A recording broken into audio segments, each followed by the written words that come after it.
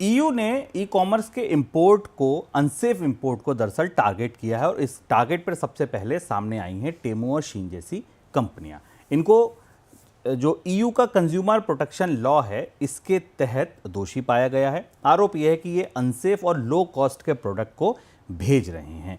करीब करीब 91% चीन से ईयू में आने वाले इंपोर्ट जो है इसका परसेंटेज 2024 में बढ़ गया है, 2023 की तुलना में 2 गुना हुआ है। सर, क्या ये पूरा मामला है ईयू, टेमू और शीन का? शीन तो भारत में भी एंट्री कर रही थी, अमेरिका में भी काम करती है, तो क्या ये पूरा मामला है इन दोनों कंपनियों का?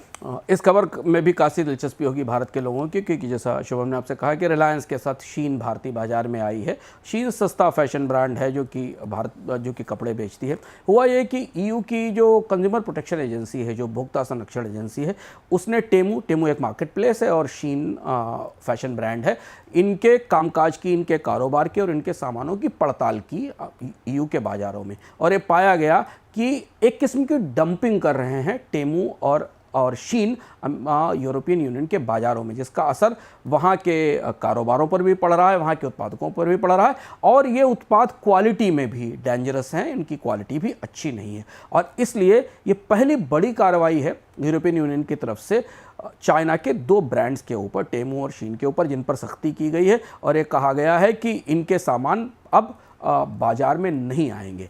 और केवल ईयू ने ऐसा नहीं किया है शुभम, अमेरिका ने भी 2 दिन पहले लगभग ऐसा ही फैसला लिया है, और अमेरिका की जो पोस्टल सर्विस है उसने शीन के से आने वाले कंसाइनमेंट्स रोक दिए हैं। यानी अमेरिका के बाजार में भी शीन के उत्पादों पर सवाल उठे हैं, शीन के उत्पादों में शीन कंपनी पर डंपिंग के आरोप लगे हैं। तो ये दोनों कंपनियां ट्रेड वार के बीच में, ट्रेड वार के कई सारे आयाम हैं जो हमें दिखाई दे रहे हैं, उसके बीच चीन की ये दोनों प्रमुख कंपनियाँ ईयू और अमेरिका दोनों के रेगुलेटर्स के निशाने पर आ गई हैं।